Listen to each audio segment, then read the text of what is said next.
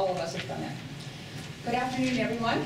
My name is Roeland. I'm the chair of American Mensa, and welcome to this particular program. I'll tell you a little bit about why Roeland is here and why there are 4 other people from outside the United States. Roeland is a participant in a program called Leadership Exchange Ambassador Program. And what that is, it's an international program, and its main goal is to take people in various countries around the world who have really good ideas about various aspects of managing Mensa, volunteering, team dynamics, how to work together, how to do finances, things like that. Taking those people from the various countries and putting them together, or bringing them together at large Mensa gatherings so that they can spread what they know and take back home some of the things they've learned in these places. So Roeland is Roeland van Zeijst. Yes. Roeland van Zeijst is from Mensa, the Netherlands, and he is one of the 5 participants this year, and he will be doing his program on conflict resolution. Two housekeeping things I'd like to remind people of is if you haven't already signed in, please do so when you leave. There's a sign-in sheet in the back where the water graphs are. Also, these green sheets are evaluation forms. The person who's presenting the program, Roeland van Zeijst, he will be very much helped by your comments, because these 5 people will also be going to a large Mensa gathering in Indonesia in September. So the presentation they do here, we are actually the guinea pigs for their presentation, and they will do a similar presentation in Indonesia. So anything you can say about their presentation to help them would be very much appreciated. So sign in, make out the evaluation form, you can give them to me when you leave. Thank you for your attention. Roeland? Well, good morning or good afternoon, as it is already. Great to see so many people here. I know that it's hard to combine this with lunch, so either you've already snacked or I'm planning a little bit later, or maybe eating a little bit now. It's okay. I also put my own registration form for if you would like to get more information or exchange more thoughts about the topic. There is my own registration form in the back where you can also put your email, and if you're either there or you're on the registration that Lisa put, and I can find you through the AG site, then I will spam you with more information after this session, unless you indicate otherwise, obviously. Also, printed handouts are available, but only at the end, so then I can get your attention, and at the end I get a nice little reward for being so quiet and cooperating. I do have only 25, so the rest of you will get them electronically also after signing my personal thing. One more thing before I really start. Did you whistle that? No. Oh, there you are. I thought you went out there. Yeah. Because I would like to take this opportunity to thank all the people who are involved with creating LEAD 2012, courtesy of which we are here, and I end the 5th and final talk in that sequence. Tracy Vecchio has helped us out a lot, Julie Clark with the logistics, and without them it was very hard to organize things to be over here and get a working presentation, so thank you for that. And you might have seen her pop up at almost every AG thing going on the past few days. I think she's been handing out rounds of applause to everyone, all volunteers of American Mensa, but I don't think that she got her own applause, and she really deserves it. I think she's the godmother of LEAD, so would you please give a hand to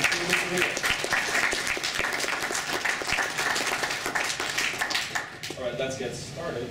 I've got quite an ambitious program here, but I'm going to try and get this done before 1 at least. First I'm going to talk a little bit about who I am, where I'm from. Then the tentative title was, of course, why conflict is good, so I will have to make a point for that. But I also know that most of us don't really like conflict, so I'm going to talk a little bit about that as well. I'm going to tell you a bit about the history of the Netherlands and how we kind of culturally are shaped in the way we handle conflict. And then it's time to kind of zoom in. I don't think the order is completely correct, because I'm going to zoom in first to Mensa in the Netherlands and talk a little bit about the committee that I'm a part of. I'm part of the Dispute Resolution Committee, which is like an ombudsman position. And then, of course, we're going to talk about smart people and conflict. Why are we conflict prone? Are we more conflict prone than non-smart people? And why would that be? And also going to give you a few things. I'm going to give you a first aid kit if you ever get into a conflict where you're either a party or you want to try and help resolve it. Some first aid into getting the dialogue started. And this is a cultural exchange to some extent, at least in my idea. Really love the fact how much effort Elisa put in pronouncing my name right. And I will have you leave this room within the hour speaking Dutch fluently. You were able to impress your friends and say, oh, I went to this Mensa course. Yeah, just a little Dutch, and then they'll, of course, challenge you, and you can say, well, you know, one of the Dutch proverbs is gelijk hebben is niet hetzelfde als gelijk krijgen. And you want to pronounce it fluently within the hour. All right. So this is where I'm from. I guess that's also where you're from. We are here at present, and I traveled from here. Obviously, I think most of you knew that. That's where the Netherlands are, and that's where Mensa Nederland, as we call it, is located. We are the third Mensa to have been established worldwide, so we're going to have a major party next year. It exists for 50 years. We just think that Jacqueline knows this better than I do, how many members we have. We are way over 44,000. Yeah, something like that, yeah. We just had a new testing session, so there was quite a lot of them. We are aiming to grow towards 5,000, and as you can imagine, if you started out as a small Mensa and you turn to like 5,000 members, then things, well, you need to have some more professional things in place. And also, we are the first, the second Mensa worldwide, the first one outside of the US that is starting its own MRF, our Mensa Education and Research Foundation. I've been around stealing a lot of ideas from the original MRF that we're going to incorporate in the Netherlands. All right. This is me, as you might notice. There's some similarity. I won't talk about my education anymore, I don't dare. I work at the Amsterdam Police, where I have like kind of complex innovation function that I won't bore you with. And as I said, I'm part of the Dispute Resolution Committee, and this is what brought me into LEAD 2012. Okay, why is conflict good? Well, I think you know these two figures. This is happening this year over here. Imagine that you would only have one party, then there would be no conflict, but society would probably not look in a way that you would like. These are two people who have been fighting for a long time. It helps shape technology. Also in science, these people weren't even alive together, but still they had a big fight, and I think the left guy won, but conflict helps also shape our science and the way we perceive the world. And you could even say, if you look at stories, storytellers will tell you, and we humans, our lives, we kind of interpret story-wise that, well, it wouldn't be much fun if there weren't conflicts. Would we even call it life if there weren't conflicts? And I know that I am in Reno, Nevada, so I'm just going to show this and then pass by. All right. Look it up, Charles Darwin. Why we don't like conflict? Well, if you type in conflict in Google, then you find people like this who, I mean, it's a very sweet question, isn't it? Is it possible to live in a world without conflict? And who wouldn't, except for the one-party system, but who wouldn't live in a more, want to live in a more peaceful world? Why is it that she has this desire to, has this kind of boring, conflictless life? Well, first of all, without conflict, it does feel like we would be happy. I mean, conflict kind of makes you unhappy. If we are engaged in conflict, then this might happen. We lose things, and if we're losing sight or maybe even lose property or value, that's something that we are afraid of, naturally. Conflict is hard. There are no real easy conflicts unless you're really the stronger party and have like, well, big weaponry, but otherwise it's a very hard thing. It's not easy, it's messy also. And we are social animals. We like our groups to behave in like civilized and friendly way and all get along. And if that doesn't happen, then now we're going to turn to the more serious consequences of conflict. We get this kind of situation where physical violence occurs. And, well, I think this is a well-known image to you guys, that conflict can disrupt entire societies, basically. Even of course, the theme of this AG is the end of time, and well, this is what conflict might lead to. This is what it could look like, and I think we are very wise to be scared of that. We don't want to go there. Let me tell you a little bit about the Polder Model, which is well, kind of related to the way the Dutch look at conflict. This is our flag, actually, beautiful Dutch flag. Kind of looks like the American one, only with less stars and stripes, the same colors. This is our country. Those are two maps made in several separate years. Which do you think is the most recent one? One in the middle? The right one. All right, the right one. Yeah, that's correct. The left one was made afterwards, but this is what the country looked like in the Roman era, so around the year 0. And this is a quite recent one, could be like from last year. And the big difference is, of course, that there is a lot less water inside the country. We got rid of that by using dikes, building dikes, using windmills to get the water out. And you can imagine that back then it was considered quite a vast land, like a lot of big country. There were a lot of small communities that all had their differences, both internally and between each other. They would have probably a completely different outlook on life, on religion, but they did have this common enemy, water. And actually, I think I stole this image from Al Gore, but if we didn't have these dikes, and if we all started to argue and didn't do, but just kind of neglected the waterworks, this is what my country would be looking like today. And it would be looking more crowded, I'm afraid. After World War II, because we kind of got the wallet thing in place, but the word Polder Model kind of got to mean the way our economy is run, is organized more or less. You have the large corporations who are kind of organized per industry, and you also have the unions who are kind of organized per industry. And you can fight, of course. The corporations can say, you have to work harder. And the unions can go on strike because they want more money. But what they can also do is come together in a room and just negotiate until they come to a point where everyone says, okay, this is reasonable. We're going to work this much harder and we're going to give us this much more pay. And then government will take this agreement between the large unions and the large corporations and actually enforce it on the rest of society within that industry. So that doesn't disrupt the working of the market, so to say. So that's what, in more recent times, the term Polder Model means. And I'd like to add one more thing to this whole consensus thing that is happening in the Netherlands. The fact that at present we have 11 parties in parliament. Our largest party holds, in the current polls, 20% of the seats.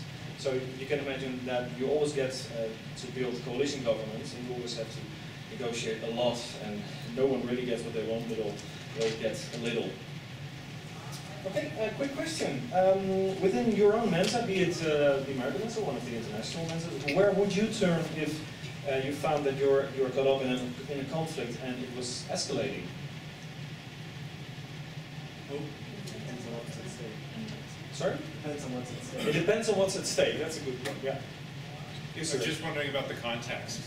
Oh, right. Yes, that could be any kind of fight, either with another Mensa or a Mensa member, or maybe between you and the board, and you wouldn't get your way, and it kind of escalates. Is there a place where you would go? I would call the ombudsman. The ombudsman. All right, that makes sense. Did I press the right one? Oh, yes. There we go. I'm going to show you how our committee works. In the Netherlands, you call or mail the geschillencommissie. You won't be learning that word because I want you to keep your larynx.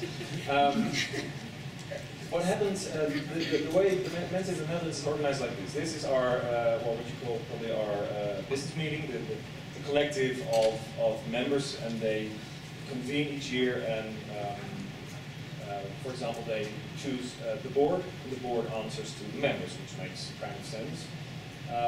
The board can't do it all by itself, so they instate committees, board committees, and the board committees answer to the board, and the board answers back to the members of Mensa in the Netherlands. The Geschilcommissie, the Dispute Resolution Committee, which I'm part, isn't one of those committees. It's actually a member committee. The members can directly well, decide that there should be such and such of a committee. It can be, for example, a committee on financial control, or a committee on the editing of the magazine, or it could be any ad hoc committee. And there's also a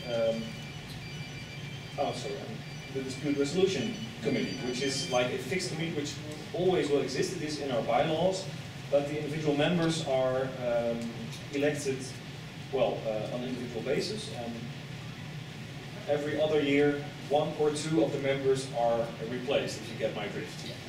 So this year it's my turn to step down and maybe get re-elected or not, and the other year the other 2 will change. There's no chairman within the committee, so we are all equals in that, and you can already imagine what kind of process then it takes to come to a decision. Well, this is how it works. I think I kind of mentioned the most important parts, except that, of course, we are not allowed to hold other positions within Mensa in the Netherlands. That would make no sense. I said something funny. What is it? Anything you like to say? Cynthia was saying you resolve conflict by rock, paper, scissors. Yeah, that would really... I'm going to jot that down, yes. Thank you very much. I don't know if anyone got that, but you could resolve conflict by using rock, paper, scissors, as they did yesterday, I think.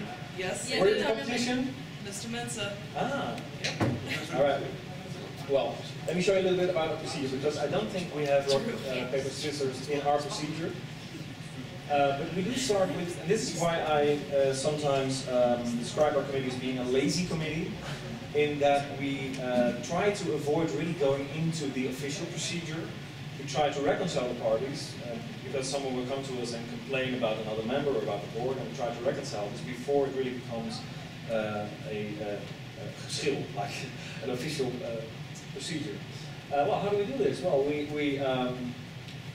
we talk to both parties. We let them know that there is a separate person within Mensa in the Netherlands for like emotional support. We don't really do that. I mean, a little bit we have handkerchiefs, but we're not really that well trained in helping people work through their emotional problems within that. Obviously, I mentioned the Polder Model.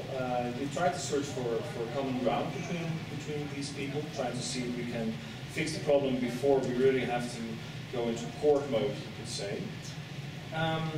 We also let them know that if they are going to pursue this, that the procedure will look like so and so, and the consequences could be this, and someone might get expelled out of Mensa, and that sometimes, or actually quite often, makes them say, well, maybe we should talk a little bit more. And if we feel that there is enough common ground, that both parties could actually, that they could resolve it on a friendly basis, then we invite them for like a cordial event, a voluntary meeting. It's not obligatory, but they can come and we can try and help them work it out together. If that doesn't work, however, which tends to happen sometimes, we go to the information phase, which is, well, this is how it feels sometimes, because everybody goes, well, and then this happened, and then he said this, and then she did that, and then, and we are trying to make sense of it. Well, you start with, of course, officially informing both parties that there is a procedure. Someone has made a complaint and wants to well, like make a court case, an internal court case of it. And of course, the other party also gets their say in that, because they might perceive the conflict in a different way. Who knows? Well, we try to filter on relevance, so we don't get that situation. And sometimes it is very hard to. We tend to use email a lot for this, due to practical reasons. But sometimes we do have like hearings where we get people in the room and just say, okay, one more time, explain to me how could this be so and so, and that kind of speeds things up a little. And it's I think it's been done like only twice in the past 4 or 5 years, so it's quite rare that we have like real physical hearings, and they are private. A little bit about the privacy in a moment. And of course, often there might be laws, bylaws, certain regulations that you can relate to, that well, other people already have thought about this kind of thing and say, oh, it's a little bit like that, what it is, why don't we follow that track? And then at a certain point, a decision will be made. And how do we get there? We kind of, well, we talk it out between the 3 of us. So we communicate until we have consensus. And we could vote, probably, but we never had to up until now, because it wasn't necessary. We just came to the same insight, all 3 of us independently, and kind of got to a decision that we all could support. Then, of course, both parties are informed, and sometimes also the board is informed, like when we decide that something should be done by either the board or one of the both parties that the board needs to enforce, because we can't enforce anything, we can only decide. So then the board knows, otherwise they don't even have to know that there was a conflict. If we say, well, sorry, we denied the original claim, then the board doesn't have to know that this actually, this whole procedure has been. Well, as I said, personal data are kept private, and we do keep a little archive for a number of years because, well, we have quite a high rotation cycle if people are moving on every 2 years. And sometimes if something pops up that was like 2 or 3 years ago, a case within the skill community, then of course you want to like refer back to your archive. I think that makes sense, but it is destroyed within 5 years. Question? How many times do you come, say, to this point 3, the decision phase? How many times a year do you have this kind of conflict? Ah, good question, yeah. Actually, I could always, in the years up to now, I could always count them on the fingers of one hand. So, maybe 3, maybe 4. Last year I think it was even 2, so there's progress in that. Wish it was 0. That's also good if we can help them out. And I had this thing about international ombudsman, but yesterday I was talking to David Kane, your own national ombudsman. Hi, good to see you. And he said, well, yeah, you could maybe appeal to the international ombudsman, but it's like writing a letter of complaint and then you could maybe voice an opinion, but that would be it. There's nothing else to do. So kind of good summarization of what you were saying. Yeah, the International Ombudsman has no power to reverse a decision made by a national Mensa under its rules. The only thing is that, for example, if we would expel a member, then they could like go to the International Ombudsman who could voice his opinion that this person should become a direct member, international member, which kind of would support their application to become an international member. These things haven't happened so far. I didn't think I saw a question there. No? You already answered. Oh, great, good. Well, as with any rules, regulations, procedures, there are exceptions. First of all, if there is a conflict pertaining to well, anything that a board committee has done, so either be it within the board committee or between a member and the board committee, then first the board gets a chance to work it out themselves. That makes sense because they answer directly to our annual business. If it is a purely business dispute, and that's a difficult one, of course, but then we are not allowed to say anything about it. If 2 people say, well, you said you'd pay me €2 for this, and now you're only giving me 1, then that's something that we are not part of. But quite often these things can get entangled with people's rights in their membership, and then it becomes complicated because you then have to take like a subset of the original conflict and say, okay, we can say something about this, but the rest of it, sorry, no can do. And then the other party might even say, yeah, we're even not allowed to say anything about this matter because it is a business conflict. But we take the business part of the conflict and we take that out, and the Mensa part, like the community social part, we can still make a decision on that. And of course, it would be odd if I were finally someone that I would say, well, that Roeland is completely right. Yeah. Okay. Quick question. What do you think? Well, I think Vicky answered some of these. Where are you, Vicky? How are you? Yesterday you answered a number of these, you gave a number of reasons. But what would reasons be for Mensans to be conflict prone, in your opinion? Ego. Nice one. We've always been right. We have always been right. We have been writing that we are intelligent and that we have a logical way of thinking, so we don't simply take into consideration that we have different points from where we are looking at things. So each one of us Yes. has a proof that has a logical way of thinking Yes, about right. something that we are confronting because of different points of view of where we are looking from. I think everyone got that more or less. Perspective. Perspective, good one. I think there was someone there. Yes, sir. You're used to being listened to and obeyed because of their expertise. Ah, And if they meet somebody else with the equivalent expertise, yeah. it's not going to work. That also makes sense. I kind of polled this before, and oh yes, sir. Another one. One more thought, they tend to have strong personalities. All right. Thank you very much. I didn't come up with a number of reasons by myself. I'm talking with others, and kind of put that on LinkedIn. It's still out there because it caused quite a discussion between members. It's on the international LinkedIn group, and I gave people 5 options, and this is how they voted. We see a lot of this happening at our committee, that people get into fights on the internet because someone made a joke and they forgot the smiley, and the other person said, "What do you mean?" And then suddenly we have this big explosion of emotion, which doesn't really make any sense. But the people on LinkedIn, which is like a social network on the internet, they thought that, well, they didn't go for it. So that was interesting. It was surprising to me. This one, I think I heard all of them kind of pass by. I call it IQ versus EQ. Look at this. We are always working from our head. I think it kind of adds to what you said also. Then, of course, I gave an escape, which came in third. I had the idiot part in there as well, but they still voted for it by the number of times. And then, of course, you get to the top 2, which is very interesting, what Alyssa was saying. Based on life experience, I think I hear this all the time. We are always right because we are. I am. So the other person has to be wrong. And what I kind of, well, somehow in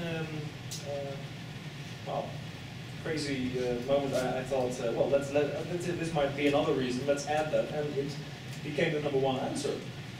Actually, there weren't that many votes, but it said 44%, so that really meant something. And it's actually this one. That conflict is a creative process. And, well, we are very creative people. We're very apt at adding to things, finding new reasons when we are maybe not in agreement with each other. So maybe also our creativity could have something to do with that. All right. I just gonna have a look at the time. I think we're doing very fine. I promised you a little first aid kit. And I've got like 3 slides that you might want to take into account if you're ever in a conflict situation or a difficult situation with other humans. The first one is leerys rose. At least that's what we call it in the Netherlands. I'm not sure if you have heard of it, but it might ring a bell still. There was this Mr. Leary who did some research on well, interaction between humans. You can of course look at it in many ways, but he chose two axes basically: the axis of dominance and the axis of affiliation. What he says is that, and I think everyone knows this, that a certain way of acting can evoke another way of acting by another person. And what he said was that, in general, in normal circumstances, if one person is, for example, quite humble and submissive, then the other person is more or less forced into a more dominant role. So you get this.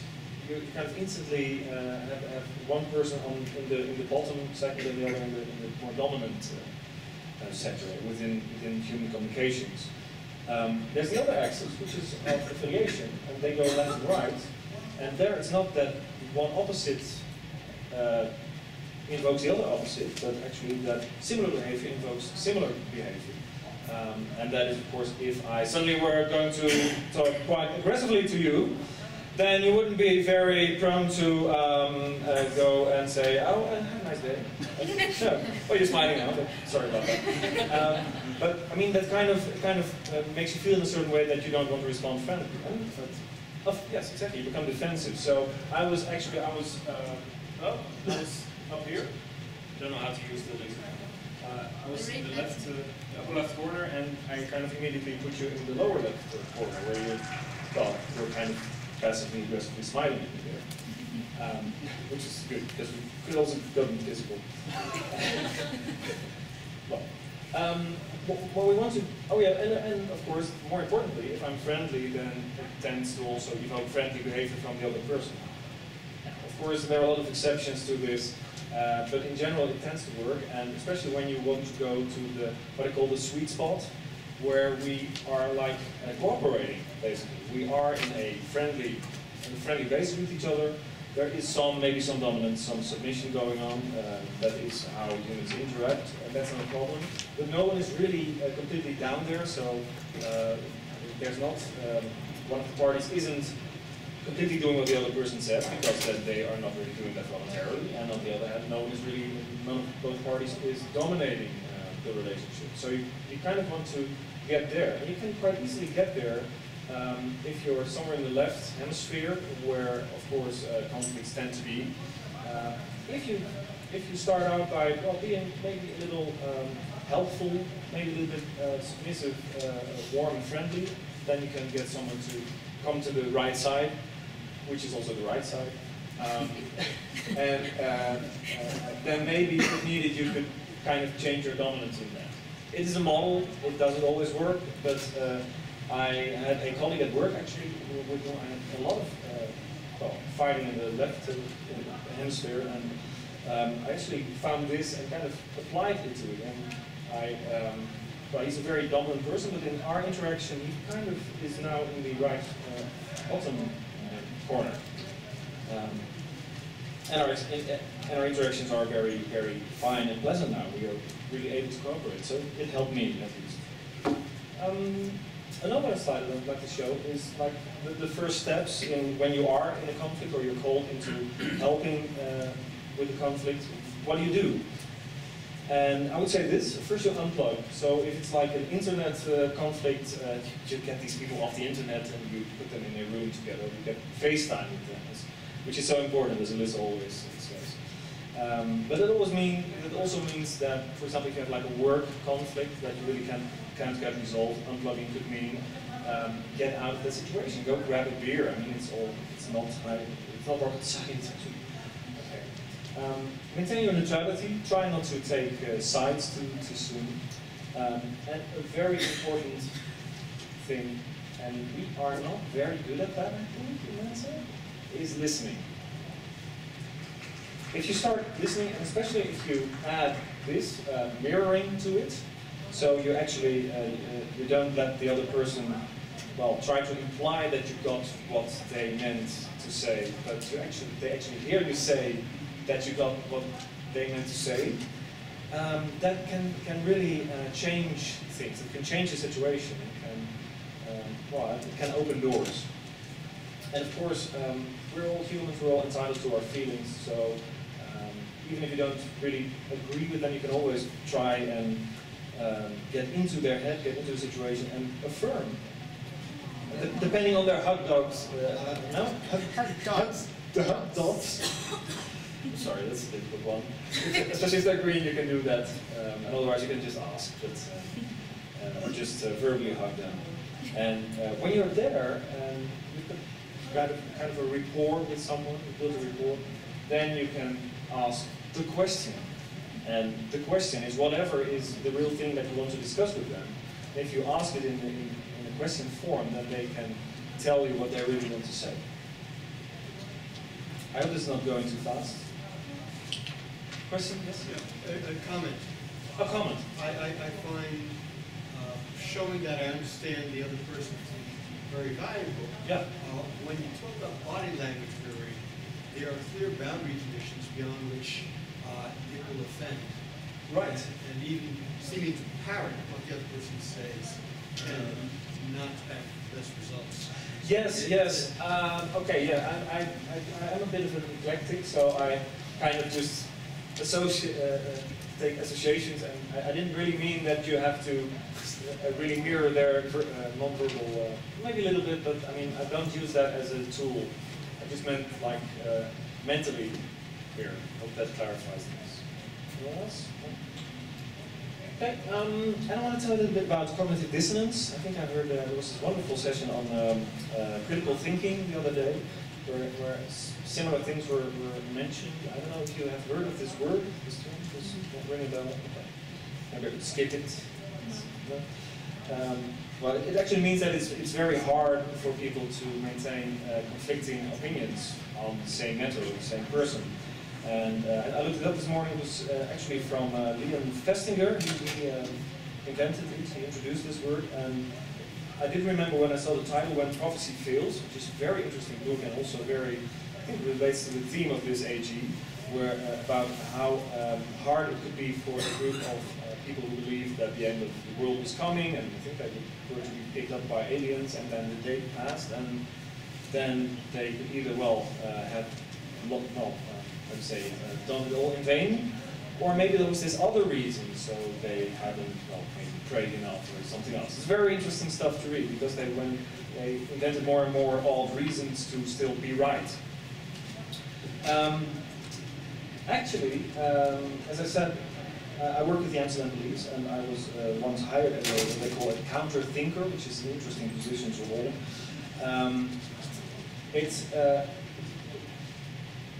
What this can lead to, and this example that I just mentioned is one of them, is tunnel vision. That's basically it. And tunnel vision can go very, very deep. I once talked to this detective who was part of a homicide investigation, and they actually had a perpetrator that they thought, well, he must have done it. And they were completely, the entire team was sure that he did it. And then after months of research, and they kind of were preparing for going to court, actually someone else turned up and said, well, I actually did this. I'm the real criminal. And then they looked back at all the evidence that they had, and they found that actually they really could have figured that out, but they were just blind to it. They didn't know how to look at it, and they put it all in the context of this first suspect being the guilty party, who turned out not to be it. Well, I don't think that that's very surprising. I think most people already know that this is how the human mind works. But what I did find surprising was that even after the real murderer was convicted, this detective said, I know when I look at when I hear or see the name of our original suspect, in whom we had invested so much in persecuting him, I know in my head that this person is innocent, but he still feels like the murderer to me. So somehow that's very hard to get out of people's systems. Even if they know that they're wrong, it still feels right and the other way around. Yes, sir? I once read of a survey where two groups of people were shown photographs roughly categorized into friendly, neutral, and hostile. Yeah. And for those with anger management problems, such as dry alcoholics, neutral and hostile were grouped together. Only the friendly ones could. Right. Yeah. Yes. So I think that can complicate matters. I think that's part of the same thing that is going on. You do have a question now? It's called confirmation bias. Right. Thank you very much. Yes, that's a very good addition. Yeah. But also, you can, of course, use it the other way around. If you can make people see that, well, we are all humans, we're all medicine, we're all from the same planet, so we have a lot in common. We all want Mensa to be this happy organization where we have fun with each other. And then, more or less, this conflict can automatically become less of a life problem for them. And they might be even more prone to let go of it. And of course, I want to show you this picture. I don't want to take all the credit for it, but I did Google it myself. That's beautiful, isn't it? I mean, if you're a bird and you're flying up there, you see these two mountains. And if you're like a whale and you're swimming down here, you see this one iceberg. And if you're a human and you're standing here, you see this conflicting thing, and you have to make up your mind, which one is it? And well, to me, I think it is one iceberg. And if we can always find that big underlying iceberg within our own relations, then we could probably get a lot of conflicts solved more easily. I was wondering, and this is maybe not a very quick question, depends on how you answer this, but I gave you some idea of what we do in our conflict resolution committee, the dispute resolution committee. How would you prevent a conflict that you see is happening around you from escalating? What would you do? Sir? Phone the person and say, how is this thing bothering you? Just phone them directly and say, what would you like to see? Right. The solution maybe, or the problem, either one stated. Right, so you just go and try and find out what would work for them. That's not really even taking action, you're just doing the listening part. And mostly. Right, and would you take action after that? They say, I would like to get this other person expelled. Okay. So you'll answer that. All right, yeah, that's a good one. What was it? Well, you mean the entire thing, the entire answer, or the last answer? The last part. Whatever the most important. Oh, phone the person and ask them, well, what they would really want in the situation. More? Yes, in the back. If they were physically together, maybe suggest they take a time out, go away for half an hour and come back and we'll talk. Right. So, like fighting kids, basically. Yeah. You go to your room, you go to your room. Right. Thank you. Sir? If you find yourself in a hole like that, you should stop digging. Yeah. But can you make that person stop digging? Well, maybe not, but it's only deeper if you keep digging. Right, right.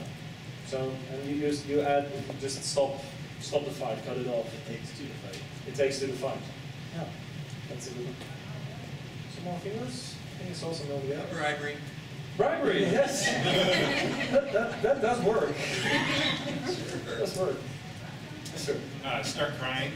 Crying? Well, actually, I was talking to this management guru when I was sailing Lake Tahoe. Well, sailing on the boat. And he told me that these kind of quirky interruptions of the situation it can really help even the most crazy alcoholics who think that you're evil. Just kind of, what is happening? Oh, this person is even worse shape than I am. Well, let's help them. So like laughing out loud. Yeah. Okay. Laughing out loud could also work. Sir? I think a lot of times when there's a conflict and people sort of realize that they might be wrong, once they start understanding the other person's position, there's still a matter of pride, and if you can kind of put yours aside to let them have an easy way out and still keep theirs, that you'll resolve the issue. Be able to set aside your pride even though that might be difficult. There's a question. That's a very good one. It's also very hard. Yes.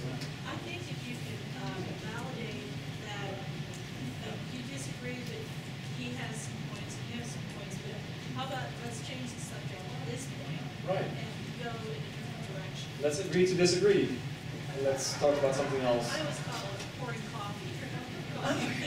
Okay. I love how pragmatic you guys are. Smile, cry, and sure. Sometimes you can facilitate a compromise between the two parties, and if they won't compromise, sometimes you just have to remove them.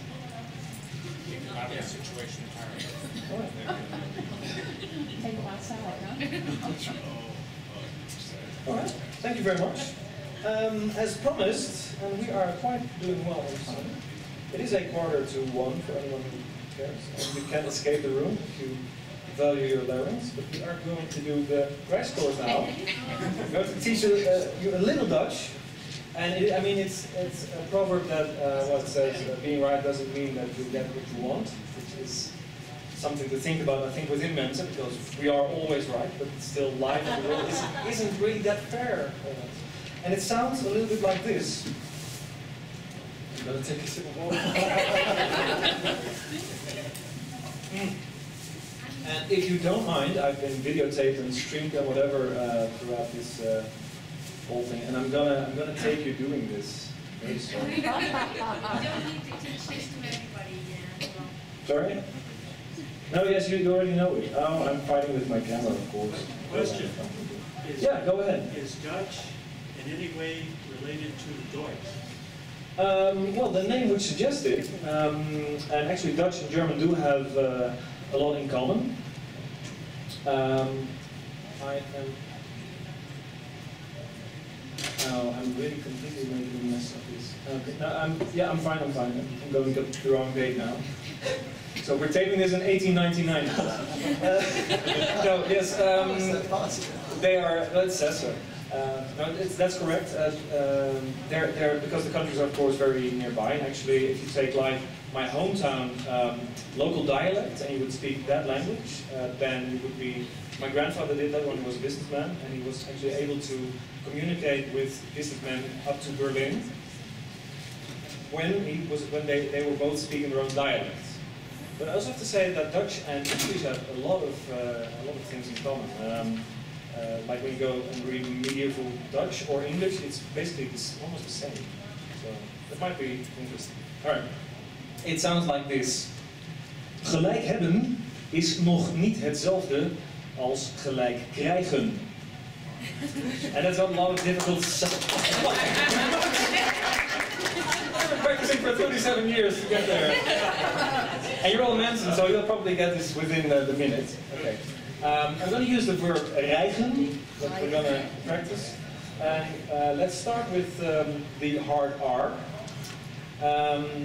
Which basically, what you have to do is make your tongue vibrate. And you can do that on the back of your throat, then it sounds like this. You can also, then you sound like people from my hometown, the east part of the country. Or you could want to sound more like someone from Amsterdam, and they go. All right. Now, the one that Elisa has been practicing all week, the A. I heard a good one already there. This is basically like an I or an I, but you take off the A and the J and basically everything, and somehow you're left with A.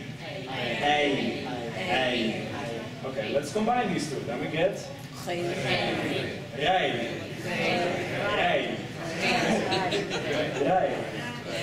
Right.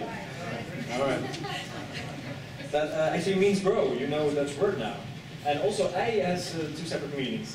The name of the Amsterdam lake is the ei, and if you can spell it differently with AI, and then you know how to pronounce the word egg, which is also can I have an ei, please. So you already know 3 Dutch words out. And then, well, yeah, you saw it coming. Now, I will give you an opt-out, because you could pretend to be Flemish, so you're from Belgium, and in Belgium they have like what we call the soft H, because they kind of, well, I don't know why they do that, but because they're more towards friends or something, and that sounds more like the H in Q, the first H. So the entire proverb would sound like, gelijk hebben is nog niet hetzelfde als gelijk krijgen. So that's what we call the soft G, which will make you very Flemish and sweet, because we think of the Flemish as sweet and stupid.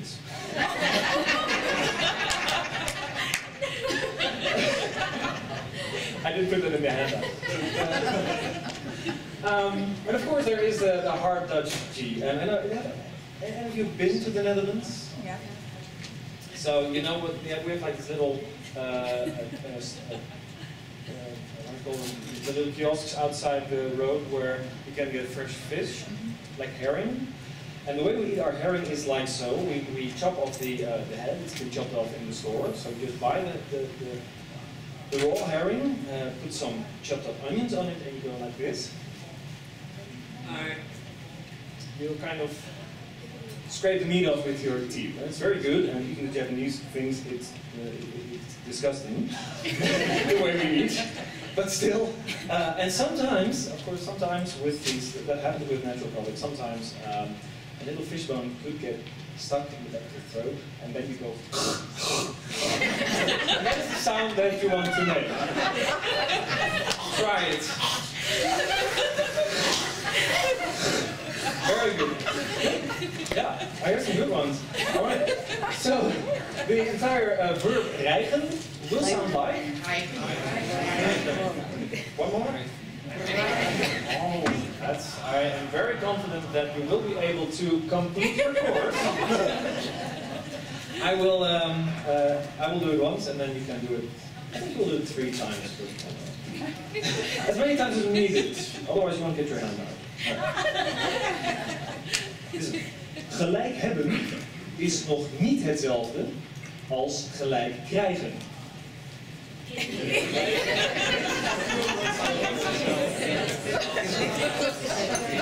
probably should be counting or something. Let's do one word at a time. One word at a time? One word at a time. Okay. So I do, that's very clever, thank you, Lisa. Yeah. Okay, so I do one word, and then you do the other. And then you repeat it, right? Okay. Gelijk. Hebben. Is. Nog. Niet. Hetzelfde. Als. Gelijk. Krijgen. Alright, we're going to order the K, so we do the final 2 words, because it's gelijk. Krijgen. It's like the K, like the C in cut, for example. So just a hard K. Okay. One more. Gelijk. Krijgen. All right. Now we're gonna. What do you think? Word by word or the entire thing? Line by line. Line by line. Oh. I love crowdsourcing, don't you? All right. Gelijk hebben. Is nog niet hetzelfde. Als gelijk krijgen. Let's do that again, because I wasn't clear when I was saying something. Okay. Gelijk hebben is nog niet hetzelfde als gelijk krijgen. Jacqueline, you really need to work on that. Okay, here we go. I come from a part of the country where they speak the best Dutch. Maybe you can train me. It's so hard. Will we have a contest here? Shall we copy answer? Would you consider him Flemish? Oh, no, let's not go there. Oh. I just have to add, I come from a country where we took the language, refined it, made it much simpler. Yes. Because She's from South Africa, and they really improved the language. Like a lot of double negotiations. I like those. except the Dutch are always telling us we sound like children. That's also correct. Yes. They're saying, no, I didn't do this not. Okay, but let's get back to this. Otherwise, you can't impress your friends. So, and now I think we're ready for the entire thing, aren't we? Yeah. All right. I'm going to do it once. Now I'm going to do it twice, and then you. Right. And I'll count before you go. So we have. Gelijk hebben is nog niet hetzelfde als gelijk krijgen. Gelijk hebben is nog niet hetzelfde als gelijk krijgen. 1, 2, 3. Gelijk hebben is nog niet hetzelfde als gelijk krijgen.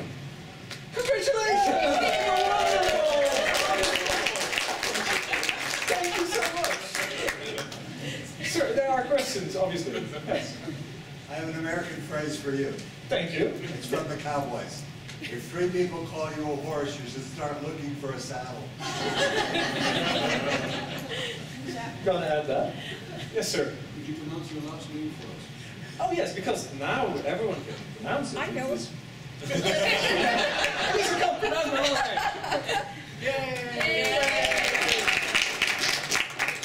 Is it Roeland Van Zeijst or something? Not quite now. It's an American who's trying to be phonetically close. Roeland van Zeijst. Yes. I didn't get the Roeland thing. No, but give it a big applause, please. Yes, we're really working on that for the past few days. It's wonderful. Yeah. Okay, any questions on the original topic that we were discussing? What was it? Conflict resolution. Oh, conflict resolution, yes. It was very interesting for me because I'm a member of a similar committee in Hungary, but I think it's really telling that we call it the Committee for Discipline. So it's like, it's not about conflict resolution, but rather punishing the people. And I was wondering, what do you think it means if there are no such conflicts in a national Mensa? Like, I've been on this committee for like 3 years, and we haven't had anything to deal with. So what do you think it means? Well, actually, I discussed this with Dave, I think, yesterday. Or he made the point that the fact is that, of course, we have this like this reconciliation part, and then also the like more discipline part, and that might actually be keeping people away from coming to us because, well, they know that in the end there might be disciplinary action involved. And what I told him is that, well, we really try to cut that up in two parts. But if people know that if they come to your committee and the outcome might be like getting a fine or being expelled, that might hold them back from even coming there. Because then maybe in their heart of hearts they know that they are not 100% right. So that might have something to do with it. But so maybe we should rename our committee. And yes, rename it. Different marketing. Or also put reconciliation a bit more into that, if that's culturally appropriate. Well, it's not that good, right? Yes, thank you. Yes. Given that your committee is the final word on sanction, even up to expulsion, the international rules require each national Mensa to have an independent, effective appeals process with due process for the person. Where is Mensa in Netherlands appeals process? Yeah, I have seen, because that is kind of also there's like a separate procedure for people who are really like being too obnoxious for their own good and are really posing a threat to the organization. So we have like a separate procedure for that in which we are like a part of the appeal committee, and they can get removed quickly from the organization if that has to do with safety. So really with people who carry weapons or something. But besides that, the decision that we make, we do answer, of course, to our annual board meeting. So can a member, having been sanctioned by your committee, never mind the sanctions that can the they board appeal? do, can they appeal to the annual business meeting? Well, actually, this is that is a difficult one. I mean, they can in that way, but in our bylaws, actually, it says, and that's very good. That is why LEAP is so brilliant, because we met yesterday and we discussed this.